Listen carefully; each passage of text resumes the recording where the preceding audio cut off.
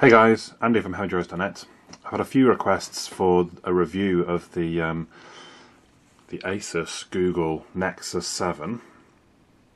So, I mean, this is kind of a review. It's more just sort of my thoughts on the device, really.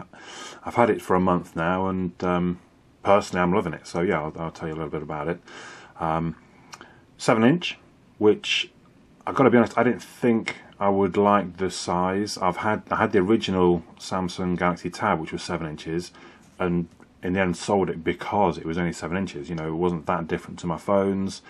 It didn't look that great, but I don't know. Things have come on leaps and bounds. Maybe it's because the Android ecosystem is more geared to fit a tablet in, sort of thing. You know, for that screen real estate, so things don't look quite as silly as they did before, or you know.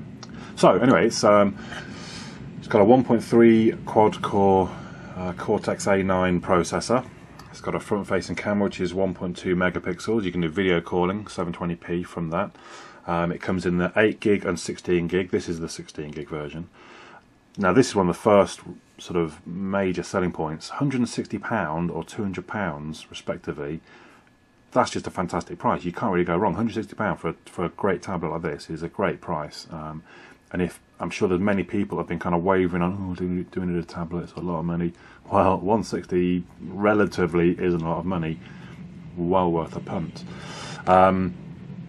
800 by 1280 display, Corning glass. It's only 340 grams, so I mean it feels quite, you know, it feels sturdy. It does feel a weight, but compared to some tablets that are up in sort of the 600, 700 grams, you know, it's really quite relatively light. I do like its portability. It will fit inside a coat pocket. I mean, that's what I did like with the 7 inches of the Galaxy Tab. The only sort of problem I find with the design really is that the power button can be, if I have this on a desk, I can't really get to the power button. You almost have to sort of lift the device a little bit to be able to press. Same with the volume key. So I find that a little odd. I don't know if that's perhaps meant to be so that you don't catch them by mistake. I'm not sure. The sort of rubberized cover on the back is very nice. It feels fine. It feels good. You get some good grip from it. It doesn't have a rear-facing camera, which initially I thought, yeah, and what? It's a tablet. What do you want it for? But maybe because I was without my S3 for a couple of weeks, and I was using this a lot more, mainly around the house, but sometimes out and about. So there were times I did want a camera, because sometimes I'm emailing, oh look, have you seen this? And I want to be able to click and take a picture of whatever I'm talking about, and it's not there. So not a massive drawback. And now my S3's back, I probably won't give it a second thought, but depending on what you want the tablet for, be aware there is no camera there, and it's going to be a bit harder taking pictures of things facing that way that you can't see what's going on. Video calling on it is great though. I've done some Hangouts, I've done some using Google Talk. The quality is very good. As I've mentioned, the screen, nice high def screen, and it does look fantastic. I mean, I'm only on like automatic screen brightness at this point. But it is a great looking screen.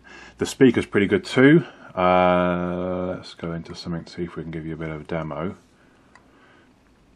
With the device, I think everybody, I don't know if it still works, but everybody got Transformers free. Is that actually playing? Yeah, everyone got Transformers free, which also appears on your YouTube. If you log into YouTube, it shows as a purchase.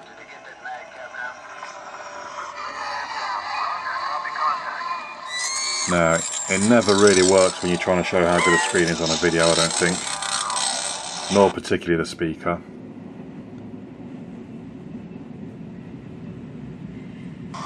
We're entering. Come on. We are here. You are home, Sentinel.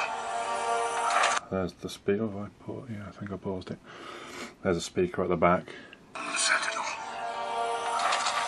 So just the one speaker. Well, I say one speaker. One slot. There may well be two speakers. I'm not sure.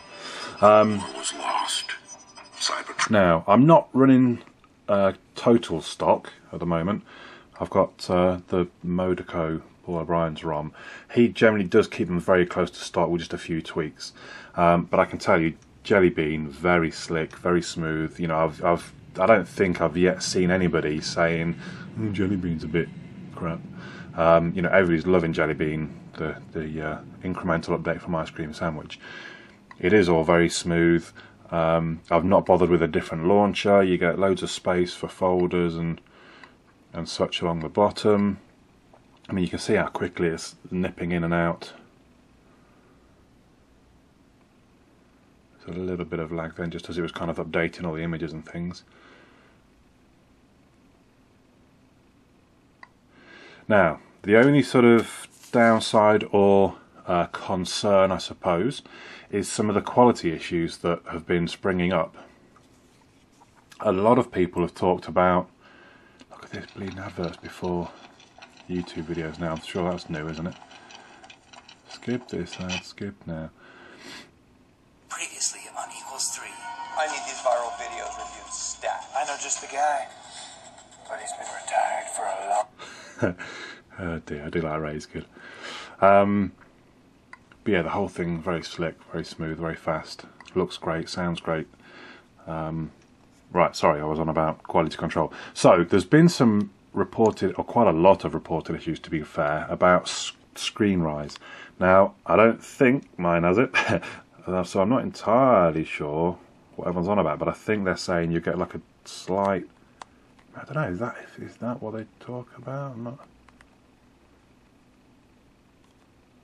Basically, people are saying there's a slight raise, the screen's slightly raised at the edge or something on one side. Yeah, I mean, that may be it, and if that's it, oh my god, really?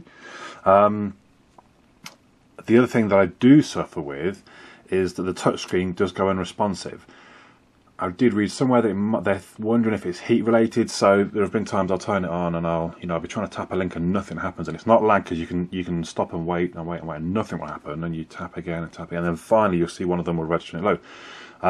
So I have had that happen. Normally I find if it's when the device has been on for like a day or so. But a reboot and it seems to go, which makes me think it's probably not heat related, because just a reboot doesn't cool it down.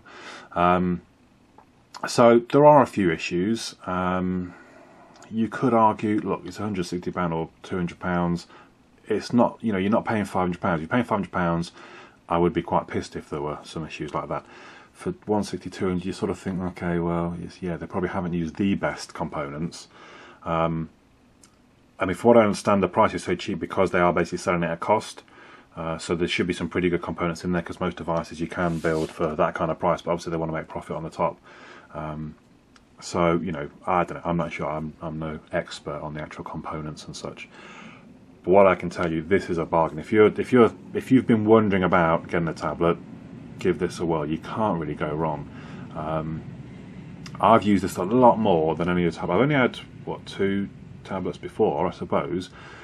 I have used this a lot more than any other tablet, and possibly because of the size, you can just hold it in your hand, or you can put it in a coat pocket for that matter. It does make it a lot more portable. Now, it's a shame that it's only Wi-Fi, because when it's this portable, it would be great to just stick a SIM card in it and off you go on the day out, and you can just whip it out. So I have bought a MiFi just so that I can sort of take that around with me as well, which is a bit of a shame that I have to do it separately, but that's how it is. But it is, I mean, I don't know, I can't really say much, I don't want to keep going on about how great it is. For the price, it is a fantastic device. If the next Nexus phone came out at £200, a top of the range Android phone at £200, I think it would blow away Apple and the iPhone. So that's effectively what's happened with the tablet. They've thought, okay, we need to get into this market space. Let's throw a top-end device out there at 200 quid. And I'd love to see some sales figures, because there's a lot of people have bought this device. Well, that's it really. Ask your questions in the comments. I'll do my best to answer them. The Asus built Google Nexus 7. My name's Andy. hemorrdroids.net.